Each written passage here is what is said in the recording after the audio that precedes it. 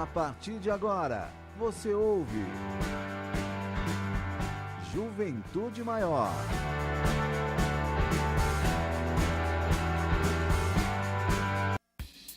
Olá, estamos ao vivo, sejam muito bem-vindos a mais um Juventude Maior, muito bom dia. Tá começando mais um programa maravilhoso aqui, o programa de maior audiência desse Brasilzão afora aí. E hoje a gente vai falar um tema muito importante, mas daqui a pouco eu falo pra vocês. Você que quer acompanhar a gente aí pelo Facebook ao vivo, ver as nossas carinhas aqui, você pode entrar no facebook.com/TV Mundo Maior, que a gente tá lá ao vivo. E você que tá escutando pela rádio aí, quer interagir com a gente de alguma maneira, você pode mandar uma mensagem pra gente lá no WhatsApp, no DDD 11 98575 9580. De novo, DDD 11 98575 9580. Sejam muito bem-vindos aí, mais um Juventude Maior. E hoje eu vou conversar com um cara, velho. O nome dele é Bruno, é até meio estranho o nome, é Bruno Jacoschitz. É muito chique, né? Jacoschitz. E hoje ele coordena os trabalhos de música dentro da Regional São Paulo Oeste e trabalha com jovens há mais de 10 anos. E aí, Brunão, seja muito bem-vindo, cara. Obrigado, Vitor, pelo convite. Obrigado aí, bom dia, galera. É um prazer estar aqui com você. Muito bom. E hoje a gente vai falar sobre um tema muito importante que está na boca de muita gente, mas deveria estar na boca de mais pessoas, sim, certo? Hoje a gente vai falar sobre depressão na juventude. A gente vai falar um pouquinho de alguns casos aqui, né, Brunão? Sim, sim. Alguns casos, como que foi, enfim, né? Então vamos começar, Brunão.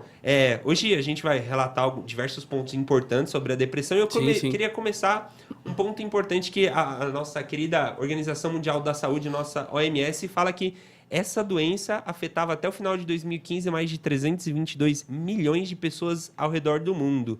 E até 2020 a depressão será a principal doença mais incapacitante em todo o mundo. Por isso que a gente tem que falar, né, Brunão? Com certeza. Brunão, cara, fala um pouquinho pra gente. Hoje você é diagnosticado com depressão, já tá tratando, tá? A gente vai falar um pouquinho disso, mas como que você descobriu, cara, que você tinha depressão? Como que foi esse processo? Na verdade, ele é um processo muito, muito louco, né, Vitor? Assim, é uma coisa que a gente, indiretamente, a gente sabe quando começa, mas ao mesmo tempo a gente não sabe quando começa, né? Porque são algumas percepções que a gente vem tendo durante o tempo. Não é uma coisa fácil de se diagnosticar, porque existe uma certa confusão de sentimentos dentro da gente. Então fica muito complicado de você falar, putz, olha, é depressão, ou não é depressão, ou é só uma tristeza, ou é só um momento chato que a gente está passando, ou é só alguma coisa chata durante a vida, né? Uhum. Então, assim, é um processo longo entre descoberta, tratamento, entre aceitação também, que isso é muito importante.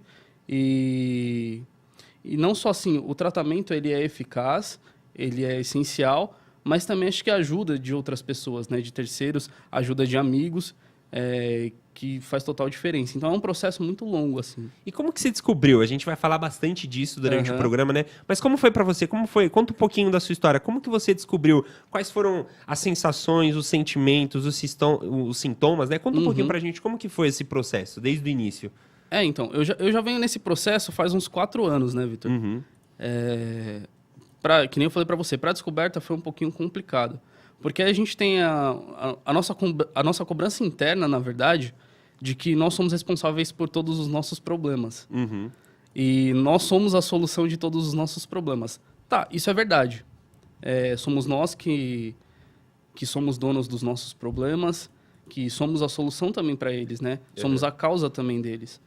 E, como eu falei, eu venho desse processo durante 4 anos. Então, eu achava que durante muito tempo eu tinha que resolver tudo sozinho. Eu achava que eram pequenos problemas, que eu conseguia resolver tudo sozinho, que eram só momentos. Mas, na verdade, eles não são só momentos. Quando é uma coisa já duradoura, a gente precisa de um tratamento um pouquinho mais eficaz. Não é só resolver o problema. Porque, assim, quando a gente só resolve o problema, mas a gente não trata a causa, ele vira recorrente. Então, como eu falei, já são 4 anos desse processo em que, identificado os problemas, eu consigo assimilar um pouco mais, trazer isso para mim, e aí agora eu estou começando a tratar as causas. Então, assim, foi um processo muito, muito complicado em que eu não aceitava. Eu achava que eram problemas momentâneos, recorrentes, que ia passar. Só pra gente trazer um pouco mais pra realidade da galera, o que seriam esses problemas? Sei lá, coisas pequenas ou coisas grandes, coisas do dia a dia, sei lá, uma briga no trabalho ou alguma coisa que aconteceu na mocidade. O que são esses problemas que eles ficavam maior? Como que funciona? Assim, eu vou dar o meu exemplo, tá? Sim.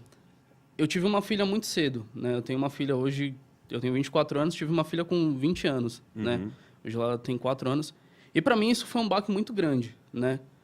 Porque eu não estava preparado para lidar com os meus problemas de jovem. Imagine com uma filha aos 20 anos. Com uma criança dependente de você, onde você se descobre, onde você depende também de dar condições e situações para aquele ser que, assim, muda totalmente a sua vida, né? Muda a sua rotina. Total. Muda total. E para mim foi complicado porque, nesse momento, eu não tive apoio dos meus pais, né? Não tive apoio da minha mãe, não tive apoio do meu pai. Do meu pai até certo ponto, assim. Só que eu tive muitos problemas com ele quando eu era pequeno. Meu pai se separou da minha mãe muito cedo. Então, eu não tive a presença do meu pai ali quando eu era pequeno. E isso foi potencializando esses problemas... E foram coisas que foram se arrastando durante o tempo. Então, assim, eram coisas que eu falava, putz, tô bem, né? Porque quando a gente é mais novo, a gente meio que não liga pra isso.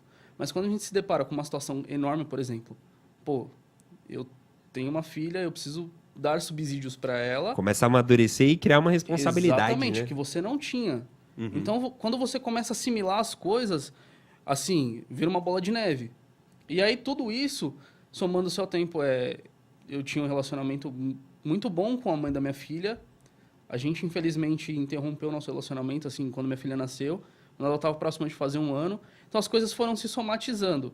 E aí, você começa a puxar aquela carga de que, as coisas começam a ser mais difíceis. Tudo começa a dar errado, você começa a ter essa sensação de que as coisas vão cada vez dando mais errado. E até as pequenas coisas, tipo, não era pra ser porque eu já sabia que ia dar errado, ou essas coisas vão vindo na sua mente durante o processo. E aí, assim, são N, assim, no meu caso, foram N motivos, N acontecimentos que tudo literalmente estava afindando pra tudo dar errado, assim.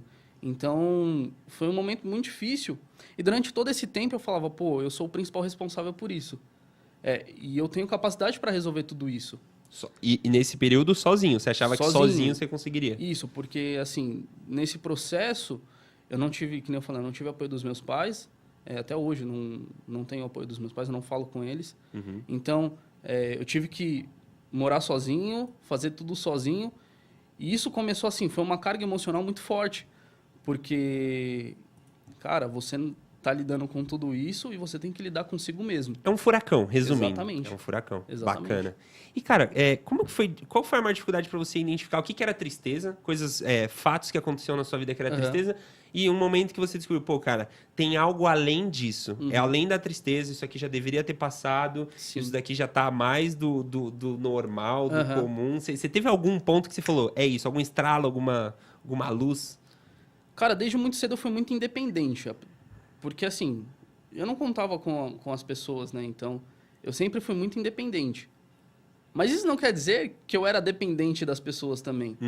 Porque você é independente para tomar as suas decisões, mas emocionalmente você é ligado a outras pessoas. Com certeza. E eu achava que eu conseguiria me livrar dessa dependência de relações muito facilmente. Então eu falava, putz, é só uma tristeza momentânea.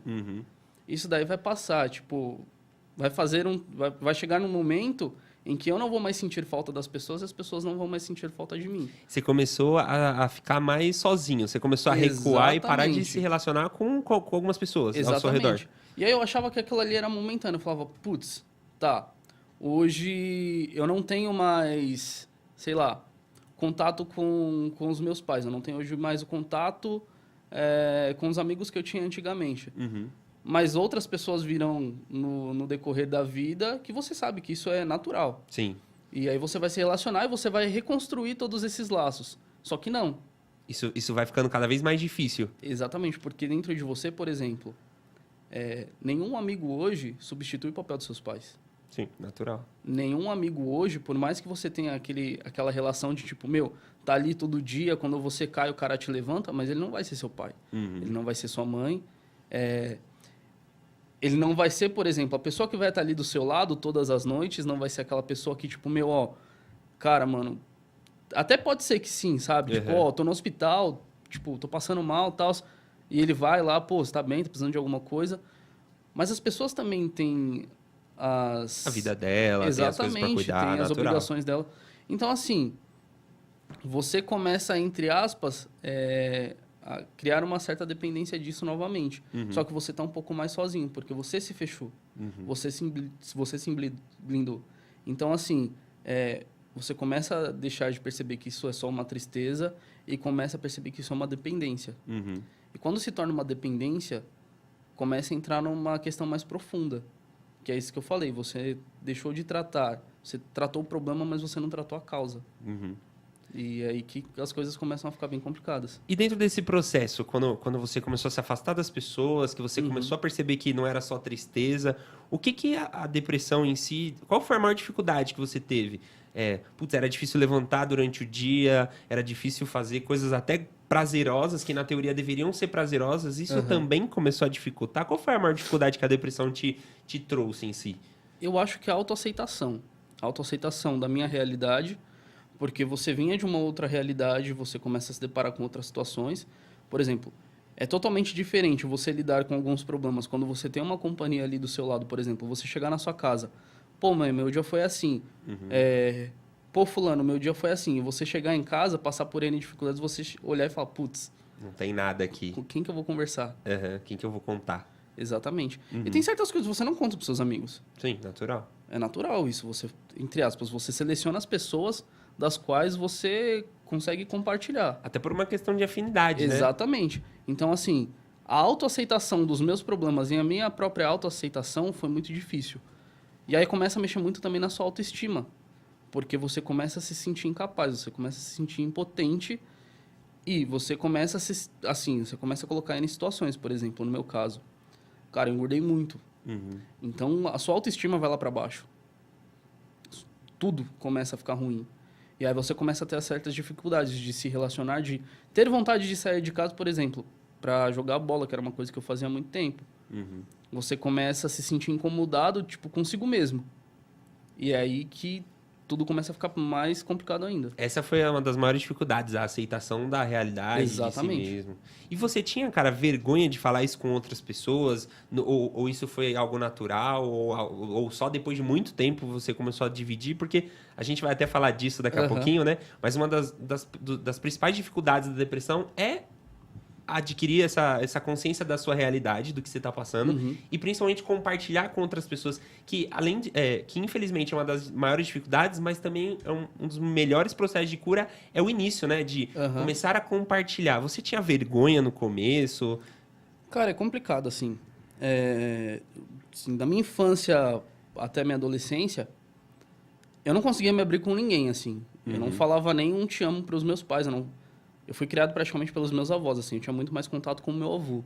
A gente tinha muito aquele lance de brincadeira entre avô e neto e tal. O meu avô era sempre muito brincalhão. Por isso que você é o piadista da regional. Exato. Já joga aqui. Eu aprendi com Aprendeu ele. com o seu avô, entendi. Aprendi com ele. Vocês reclamam de mim, vocês não conhecem ele.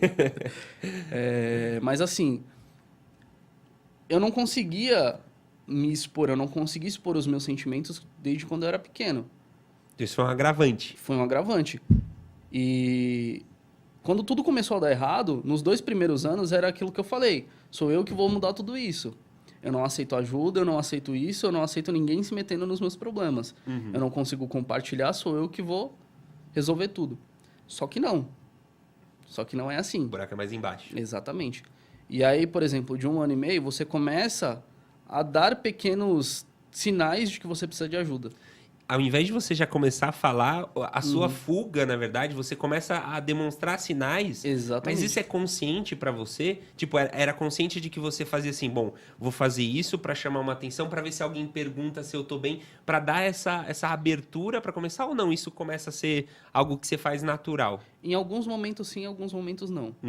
Porque, como eu falei, são questões delicadas. Sim. Então você, por exemplo, você não vai abrir pra todo mundo, né? Exatamente. Então, assim, tem coisas que você chega naquela pessoa e você dá uma deixa pra pessoa perguntar, e aí, você tá bem? Você tá precisando de alguma coisa? E aí você, ufa, agora vai. Isso. Em outros momentos, tipo, você tá ali com seus amigos tals e do nada vem uma lembrança, do nada vem uma memória e tipo, putz. E aí na verdade, é um pouco mais profundo, né? O seu corpo reagindo, o seu ser reagindo àquele momento, àquele sentimento, àquela reação. Então, é totalmente assim, é um negócio meio louco, né? É meio complexo, cara. A gente estava conversando aqui antes do programa, né? A gente estava conversando justamente sobre a questão da dificuldade de se abrir e também da dificuldade de buscar ajuda, né? E a gente falou dessa questão dos sinais. E muita gente hoje fala da geração mimimi, que, eles nunca passaram... a gente vê isso principalmente das pessoas com mais idade que a gente, de tipo, eles nunca tiveram as dificuldades que eu tive, mas a gente tem a questão que a geração está mudando e muito. Sim. A minha geração para a próxima, que é dos anos 2000, já mudou muito e a maneira... as dificuldades já são outras. Antigamente, nosso pai tinha que penar para comprar um telefone fixo. Hoje, um telefone sem fio, um celular, é tipo... super todo acessível. mundo tem. Né? Então, isso também é uma das dificuldades. E tem um negócio muito legal que aconteceu no encontro, que a gente teve um Serginho Groisman, né? Tipo um Altas Horas. Sim. E um psicólogo falou uma coisa muito interessante. A questão da imagem da felicidade. O quão tá banalizado a felicidade. As pessoas vendem as fórmulas da felicidade. Você acredita que a partir desse ponto que todo mundo coloca no Facebook que é feliz, no Instagram, você faz essa comparação e isso piora? Como que é? É como você falou, assim, as gerações são totalmente diferentes, né? Antigamente, por exemplo, com os nossos pais, eles ficavam o dia inteiro na rua. Eu peguei um pouco dessa época, não sei se você também pegou. Peguei. A gente ficava muito mais tempo na rua com os nossos amigos do que no celular.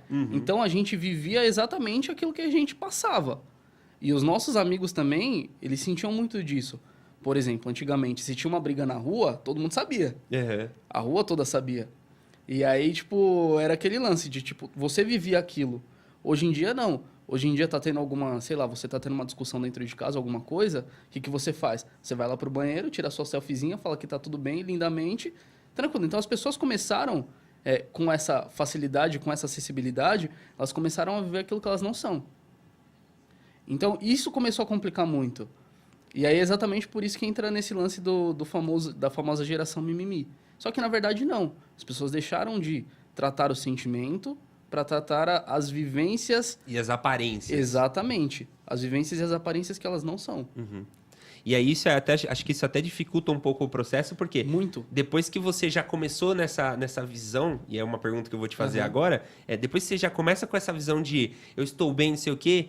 O quão difícil fica para você falar, puxa, agora eu tô mal, agora eu sou ser humano e eu também posso ser fraco. Porque... Fraco não, perdão, desculpa, até errei na palavra, assim, eu posso ter meus problemas e... Mas é esse lance mesmo de fraqueza, porque assim, como eu posso dizer, você posta todo dia uma foto que você tá bem, você posta todo dia uma coisa que você, nossa, vamos postar lá uma frase de efeito, porque, cara, é isso que vai mudar a vida das pessoas. E aí você não tá bem, quando você... fala que você não tá bem, o que acontece? As pessoas julgamento. Nossa. E aí vem. Eu acho que só porrada. Até aquela questão de tipo assim, nossa, mas você é uma pessoa tão alegre. Exatamente, só que, pô, eu sou um ser humano. Exato. Eu tenho os meus momentos. Eu preciso do meu espaço, eu tenho o meu tempo. Então não é porque assim, todos os dias eu estou feliz que eu não tenho o direito de um dia estar triste. E esse dia de tristeza, talvez pode ser uma coisa que nem eu falei, venha se prolongando de muito e muito tempo. Exato. E assim, só que a gente começa a viver de aparência. A gente não quer mostrar isso pra gente não se sentir o fraco da vez. Exatamente. E aproveitando isso, a gente já vai entrar no intervalo. A gente queria fazer uma pergunta pra você que tá no Facebook. Cara, você tem algum receio de se abrir com alguém, contar algo que você esteja passando, com medo da reação dessa pessoa? Manda aí pra gente que a gente vai entrar no intervalo. Até daqui a pouco.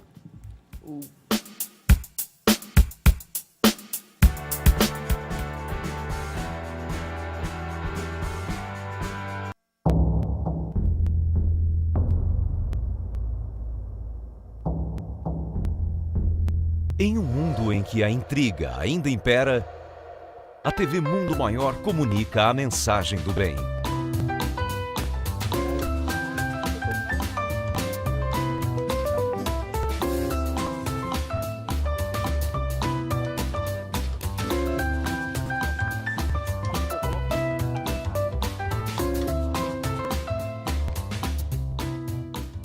Inscreva-se no maior canal de vídeos espíritas do mundo. TV Mundo Maior, levando a vida até você.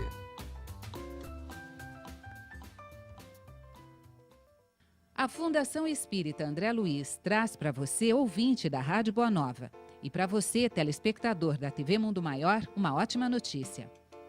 Embora enfrentando grandes desafios, a rádio e a TV estão atingindo altos números de audiência. No Ibope subimos uma posição. Já os números de sites e redes sociais são impressionantes. São mais de 380 mil páginas visualizadas por mês no site da rádio. No Facebook, mensalmente, geramos mais de 2 milhões de visualizações. Os números da TV também impressionam. O YouTube do canal a cada mês gera mais de 1 milhão de visualizações. E são assistidos mensalmente mais de 4 milhões de minutos. Já na fanpage da TV, acima de 2 milhões e 200 mil visualizações se dão a cada mês. Estes números que expressam o crescimento da divulgação espírita em rádio, TV e internet só são atingidos graças a você, ouvinte, telespectador e internauta. E a FEAL agradece o seu apoio e confiança. Vamos juntos fazer crescer cada vez mais a divulgação espírita, pois o mundo precisa dessa mensagem.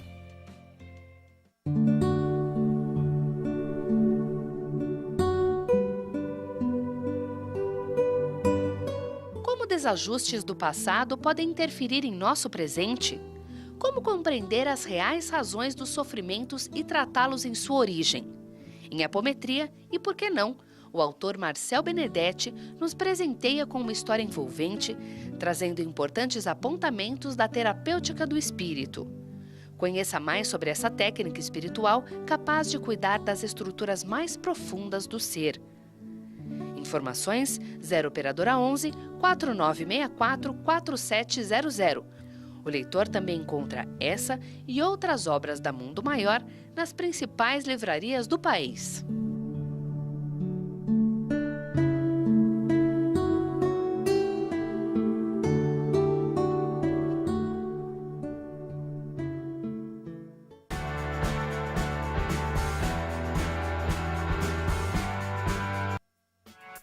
Olá, estamos de volta aqui no Juventude Maior, falando hoje sobre depressão na juventude. E temos interação, hein, Brunão? Aí sim. Ó, a nossa querida Madalena Cabreira, lá de Araraquara, mandou no WhatsApp, ó. Adoro ouvir a equipe, gostaria de saber o que dizer quando mencionam que depressivo é aquele que tem egoísmo, orgulho, falta de onde direcionar as energias, etc. E aí, cara, isso é, ó, pesado. Cara, eu acho que, na verdade, eu não sei se eu posso colocar dessa forma, porque aí sim, talvez estarei sendo egoísta. Uhum. Mas nesse caso, eu acho que é um pouco de falta de empatia também. De você se colocar no lugar do outro e olhar o mundo como o outro olha, não como você enxerga. Porque quando você se coloca no lugar do outro e fala, putz, realmente, eu não vivi a sua vida, eu não vivi os seus problemas, eu não sei como é que é. Mas eu tô ali do seu lado eu não vou conseguir ter a sua mesma vivência, a sua experiência. Mas eu entendo o seu problema como você estivesse sentindo. Exato. Então, acho que falta um pouco de empatia nesse caso, você se colocar no lugar do outro, olhando as coisas como o outro olha.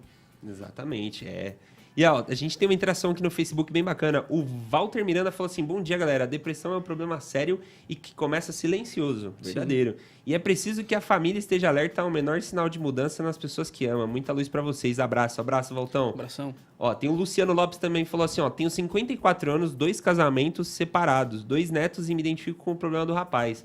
É isso aí, Luciano. Força aí, meu querido. Força. A Marina também mandou assim, ó, creio que o maior medo não seja nem se abrir, é que a pessoa vai te responder. Não é todo mundo que entende que ao invés de ajudar, piora. E aí que vem os famosos julgamentos. Exatamente. Que entra no automático, né, cara? Que aí todo mundo responde assim, mas é só um problema, vai ficar tudo bem. E aí você percebe que não vai ficar... Essa é a pior frase? Exatamente. Vai ficar tudo bem? Vai. Essa é Porque, como eu falei, cara, não é uma coisa assim... Tipo, não é uma gripe que você trata em uma semana. Não, cara, é muito mais que isso. É um acompanhamento, né? Exatamente. E também, aqui, ó, a Cris Moreno falou, é horrível querer desabafar, achar que a pessoa com quem você gostaria de fazer isso pode te decepcionar. Estou nesse momento assim, passando por uma situação e precisando falar com medo de decepcionar as pessoas. Cris, vou dizer um negócio pra você que acho que a gente estava até conversando antes, né? Esse medo do julgamento é muito difícil, mas a gente tem que lembrar também que se você é importante na vida dessas pessoas também. Exatamente. Então, fale, conte com essas pessoas. A gente vai falar daqui a pouco mais, mas converse. É o principal passo para você começar nesse processo aí da depressão, que é uma doença realmente terrível, é difícil de tratar. Até porque quando você começa a falar, você compartilha um pouquinho da sua dor com os outros. Isso alivia? Alivia. Muito. Dá uma... Depende da pessoa, exatamente. Depende da reação da pessoa. Mas te alivia, porque você já sabe que o problema não é só seu, mais pessoas estão sabendo. Exato. E lembrar que você não está sozinho nesse processo, exatamente. Né? As pessoas, acho que as pessoas que têm depressão, elas têm que ter ciência de que esse negócio não é só ela que está passando. Existem no mundo, no final de 2015, existiam 322 milhões de pessoas com esse problema de depressão, então você não está sozinho. Mas, Brunão, falando desse negócio de desabafar, como foi esse processo para você dar o pontapé para começar o tratamento? Começar esse tratamento para tratar a depressão? Acho que o pontapé inicial foi a partir do momento que eu comecei a falar. Porque eu falei, cara, não tô conseguindo mais sozinho. E aí eu falei, como é que eu faço?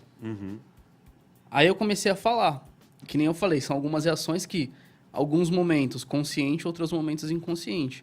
Porque assim, algumas situações te remetem a lembranças de lá, tipo, de coisas que você já vivenciou, e você automaticamente se resguarda. Então, isso é inconsciente, né?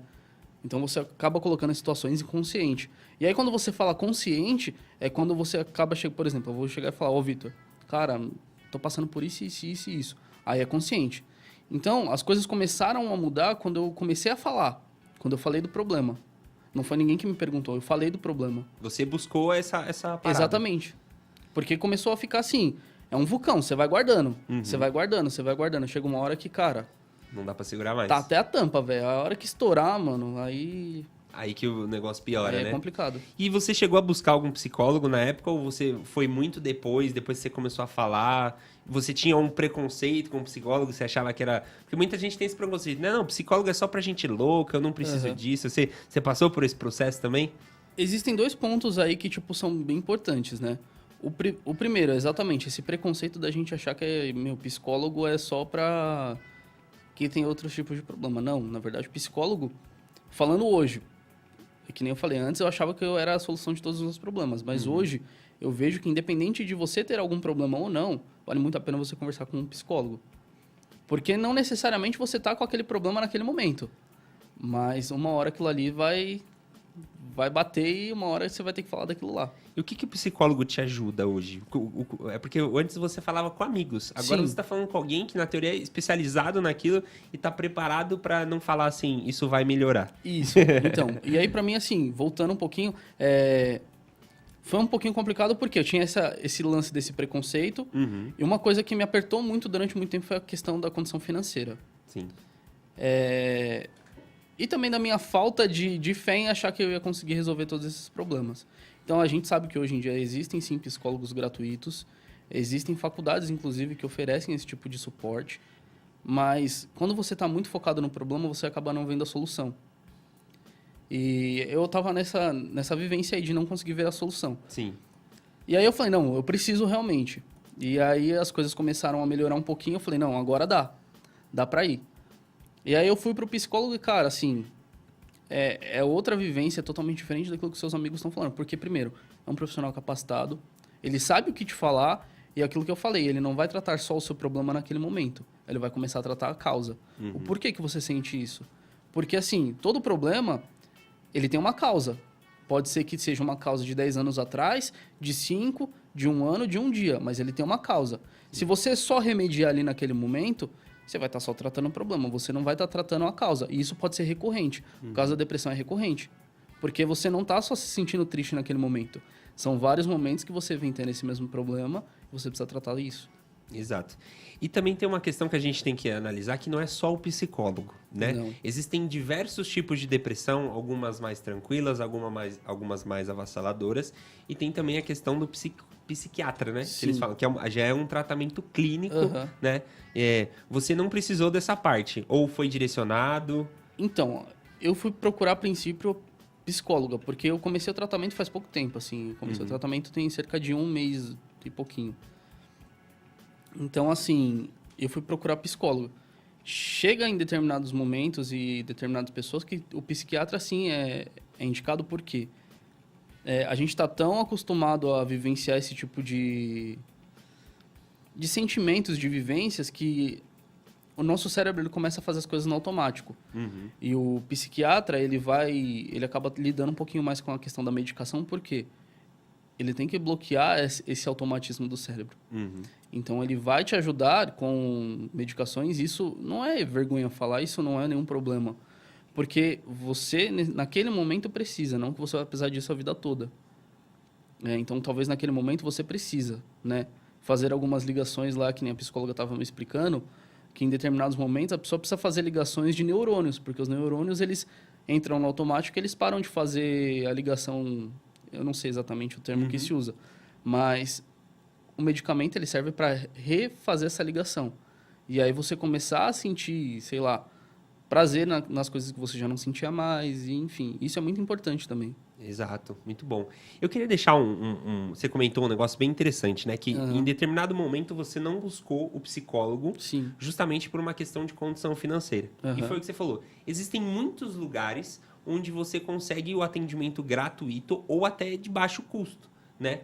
Então, eu deixei um link lá, eu comentei lá no nossa live do Facebook, eu comentei com um link onde a pessoa pode selecionar lá e entrar, e tem diversos estados, eu sei que está fora de São Paulo, tem diversos estados onde você pode acessar e buscar algum psicólogo para essa ajuda até para a questão de quem não tem grana, né? E às vezes é aquela questão de prioridade, né? Às vezes você é adolescente e aí seu pai fala, não, é uma frescura, né? Exatamente. É simplesmente um mimimi e aí não busca. Mas você pode buscar através desse link que eu coloquei aí na nossa live, beleza? E, cara, queria falar um pouquinho com você também, depois de todo esse processo que você passou, o quão complicado é uma febre que já passou, mas que a gente ainda sabe de casos, mas é importante falar até para a questão de conhecimento. O jogo da baleia azul. Você lembra que teve o jogo da baleia azul? Sim. Como que é isso para uma pessoa que tem depressão? É algo que até potencializa, né? Porque se você tá equilibrado, tá com a mente sã, dificilmente você vai entrar nesse jogo. Mas para quem tem depressão, o quanto isso é impactante? Porque, assim, é complicado. Você tem que pensar que ninguém gosta de sentir dor, ninguém gosta de se machucar e ninguém gosta de sofrer. O princípio da vida é esse. Você não gosta disso. Você quer ser feliz. Seu corpo se protege Exatamente. disso, na verdade, né? O seu interior, a sua alma, se a gente pode dizer assim, o seu subconsciente, ele se defende das coisas. Você tem um reflexo, por exemplo. Quando alguma coisa cai ou quando você sabe que você vai se machucar, automaticamente o que você faz quando você cai? A tendência é você se apoiar para você não se machucar mais. Então, assim, quando isso já não acontece, alguma coisa está errada. Então, assim, ninguém nasceu para sofrer, ninguém nasceu para se machucar, ninguém nasceu para ser triste a vida toda. E a gente começa a perceber que, por exemplo, nesse caso da baleia azul, potencialize muito. Por quê? O cara, na verdade, quando ele participa desse jogo, ele tá buscando um refúgio. Na verdade, ele pode até estar buscando uma ajuda. E exatamente, ele está buscando ser aceito em algum lugar. Porque se você vai no seu grupo de amigos, você pede ajuda e você tem uma negação, é no seu momento ali, no seu círculo de amizade onde você se sente seguro. Se ali onde você se sente seguro, as pessoas te rejeitam, para onde que eu vou? Eu vou para onde alguém me aceita. E se onde tem meus semelhantes, né? Exatamente. E se naquele momento o cara fala assim para mim, olha, faça tal coisa que você vai se sentir melhor. Não é que ele vai se sentir melhor, isso obviamente que não. Mas ele, por estar dentro daquele ciclo, vamos dizer assim, de confiança vicioso, estou com iguais a mim, exatamente. Eles também estão passando por isso, e eles acabam acreditando nesse... Exatamente, acabam levando aquilo como verdade. Porque assim, o cara ele já não tá mais encontrando saída nas coisas boas.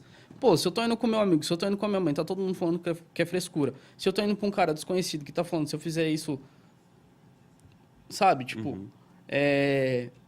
eu vou me sentir mais seguro aonde? Onde eu não vou ter julgamento, onde o cara vai estar me incentivando e vai estar me incitando a fazer coisas das quais, se eu estivesse são, eu não faria. Então, assim, é uma questão de segurança, de onde você se sente seguro. Onde é o seu porto seguro? Seu porto seguro é fazendo isso? Então, alguma coisa está errada. E aí, isso é uma crítica também para as pessoas que acham que isso é frescura. Porque se você concorda que uma pessoa acha que isso é normal, então, alguma coisa está errada, né? Não só com aquela pessoa que está fazendo isso, mas comigo também que estou achando que aquilo ali é normal. Exato.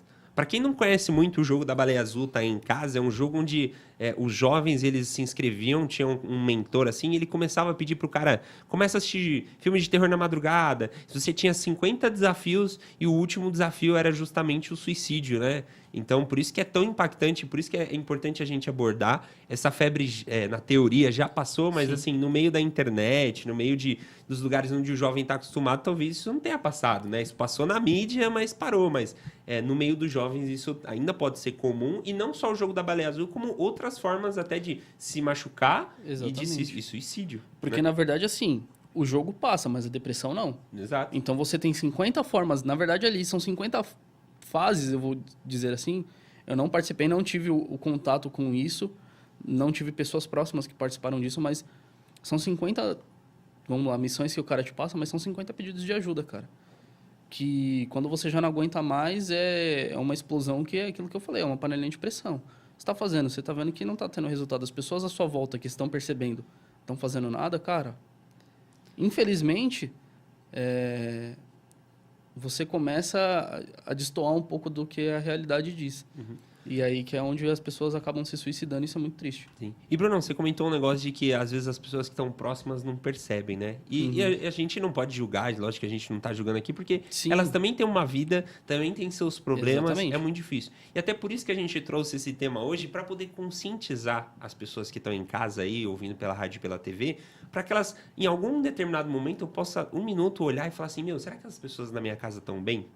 Será que elas estão passando por esse problema? Exatamente. Como que eu identifico, né? Então, por isso que a gente veio até abordar esse tema, né? E só falar um pouquinho, o pessoal do Facebook está interagindo com a gente aqui, nosso querido Júlio Tavares. Quem não conhece o Júlio? Na verdade, todo mundo conhece porque ele é o apresentador desse programa. Eu brinco que eu roubo dele uma vez por mês, né? Ele falou, baita tema de hoje, sucesso, galera. Beijão, Julião. O Danilo falou, que arraso. A Elza Bayer mandou assim, ó. Evitar julgamentos e opiniões, melhor procurar um psicólogo que é um profissional formado para isso. Como também é uma doença de um fundo químico, precisa de uma ajuda do médico e um profissional que atende especificamente essa doença e é o psiquiatra. Juntos, psicólogo e psiquiatra são os profissionais que irão te ajudar a passar por isso. Exatamente, Elza. Sim. É isso que a gente está falando. A gente está falando até porque a maior dificuldade é chegar até eles. Exatamente. Né? A gente falou do processo do Brunão aqui. Você vê que demorou 4 anos para começar esse processo de se abrir, começar a compartilhar e depois trazer o psicólogo e, se precisar, um psiquiatra. Sim. Mas esse é o processo longo. A Denise mandou assim pra gente, ó, por isso a importância de um psicólogo. Se falar com pessoas próximas é difícil, falar com alguém que está aí para te ouvir mesmo forma um processo um pouco mais fácil. Exatamente, exatamente. E, cara, um dado importante que a OMS mandou, né, a gente falando de depressão e suicídio, por ano, cerca de 850 mil pessoas no mundo morrem por conta da depressão. Então, vamos tirar um pouco dessa geração mimimi, Bruno? Vamos parar de falar isso, né? Falar um pouco de... Não é uma geração mimimi, realmente acontece. Mais. Sim, exatamente, não é mais. Enquanto a gente não tratar depressão e suicídio como problemas... E um problema de saúde pública, exatamente. Não um problema simplesmente de em casa. Não é um problema de um indivíduo, é um problema, eu vou colocar assim, do mundo. Porque hoje em dia não são só pessoas de São Paulo que se suicidam, não são só jovens, não são só idosos. Então, assim, é um problema público, é um problema muito sério e que a gente, sim, precisa começar a dar as devidas proporções. Não é simplesmente, vamos esquecer que isso vai parar. Não é vamos esquecer que isso vai parar. A gente tem o dado aqui da OMS que em 2020 vai ser, até 2020, vai ser a principal doença mais incapacitante do mundo. Esperamos que não. Exato, esperamos que não. Que a gente consiga, com essa consciência que a gente está trazendo aqui, trazendo esses cases, né, de como é difícil esse processo, que a gente consiga conscientizar o pessoal aí de casa e nos conscientizar também de que, tem gente do meu lado que pode estar passando por isso. Exatamente. Né? Hoje, também pela OMS, a depressão mata mais do que a AIDS, cara. Que já era uma doença devastadora que as pessoas ainda falam um pouco, mas também mata mais do que isso, né? E, cara, agora vamos para a solução, né? Sim. A gente falou muito da questão do problema, a gente já falou do psicólogo, que é uma solução, mas a galera que está em casa, talvez essa pessoa que está em casa e que está com medo de se abrir para alguém próximo, está com medo de falar, a pessoa pode estar em dúvida se é depressão ou se é tristeza. Saiu até na Folha, né, uma matéria que diz assim, ó, depressão entre jovens cresce, o maior desafio é distinguir a doença dos atos típicos da adolescência. Baseado nisso, cara, como que eu faço para iniciar esse processo? Como que eu consigo enxergar as pessoas que estão ao meu lado, mas principalmente eu que estou com esse problema, estou me sentindo vazio, estou sem os meus porquês. Como que eu começo? Qual que é o primeiro passo? Hoje, se você pudesse ajudar alguém, o que você falaria para ele assim, ó, faz isso agora, agora? Só para a gente poder dar uma explanada, para a gente poder falar um pouquinho sobre isso. Que nem a gente estava falando da questão da facilidade. Hoje em dia o pessoal vai lá na internet, busca depressão. Aí tem um texto que alguém foi lá, escreveu, colocou, e o cara leu aquilo lá e fala, putz, já sei de tudo. Depressivo. Ele se autodiagnostica. Ele fala, putz, eu sou depressivo. Vou me autodiagnosticar. Exato. O primeiro passo é você não se autodiagnosticar. A depressão é aquilo que eu falei, ela não é um dia que você está triste. Ela não é uma única situação. Ela é um conjunto de vivências, ela é um conjunto de situações que te causam isso. Então, hoje, primeira coisa, autoaceitação e você saber que aquilo ali não é um problema que só seu. Sim. Ele é um problema de todo mundo que está à sua volta. Você não é sozinho. Esse é o primeiro passo, você aceitar isso. Quando você aceita isso, cara, o que eu indico, por mais que você converse com qualquer amigo, vá para um psicólogo. Porque é aquilo que eu falei, talvez o seu amigo ele pode tratar o problema em si naquele momento. Mas ele tem não algo vai por trás, né? tratar a causa. A causa é que nem eu falei, é o seu subconsciente se defendendo. É quando você já vivenciou aquilo em algum determinado momento da sua vida e você, no seu subconsciente, você já associa com o que você está vivendo naquele outro momento. Você já se transporta para aquele momento e traz de volta. Né? E não necessariamente a mesma vivência, não necessariamente é o mesmo caso. Mas você tem a sensação. Mas você tem a sensação, então você precisa tratar a causa. Quando você trata a causa e você assume que você tem, não é uma doença e ao mesmo tempo não é uma doença, não é nada de vergonhoso. Isso é natural do ser humano, porque a gente tem essa autodefesa do nosso corpo e do nosso subconsciente. Então, é aceitar isso e falar, putz, preciso realmente de ajuda. E ponto. Com um psicólogo, com pessoas que estejam do seu lado, cara, isso 100%, assim, não é uma doença que vai sarar em uma semana, que vai melhorar em um dia. É um processo acompanhado. Mas quando você tem esse acompanhamento de um profissional e você tem pessoas que realmente te amam, que estão ali do seu lado e que, sim, se colocam, pô, vamos passar por isso juntos. Independente do que for, isso assim, se minimaliza com relação ao potencial disso. Exato. E a gente estava comentando até antes do programa aqui para deixar bem claro para a galera que nós não somos especialistas em depressão. De jeito nenhum. Por isso que a todo momento a gente fala, busque alguém, busque um especialista. Uhum. Esse cara vai te dizer o que fazer. Né? Esse cara vai te ajudar. Ele é o pontapé inicial. A gente está aqui para conscientizar e trazer uma identificação assim, pô, é normal, é natural Super. ter essa doença assim, e enfim, né? E aí, para você também... E também um recadinho para a galera que tá vendo alguém passando por isso, né? As pessoas que estão do lado, alguém da sua família, você percebe os sintomas... são diversos sintomas, acho que não é algo que deva ser banalizado, Sim. mas assim, a pessoa não tá feliz nem com as coisas que na teoria eram para trazer a felicidade para essa pessoa. Uhum. Busque ajudar também. Vamos ali no psicólogo, vamos ali falar com um amigo, enfim, busque também você que tá próximo, busque essa ajuda para essa pessoa, para auxiliar. E não forçar também, por exemplo, se aquilo ali não está mais fazendo bem para ela, perguntar para a pessoa. Exato. O que você quer fazer nesse momento? O que vai te deixar feliz nesse momento? Exatamente. Procurar outras formas, porque às vezes, por exemplo, eu vou colocar no meu caso, tá? Uhum. Como eu trabalho com música, então, tipo, o violão foi muito importante. Mas, assim, não era talvez aquele momento que aquilo ia me deixar feliz. Exatamente. Entendeu?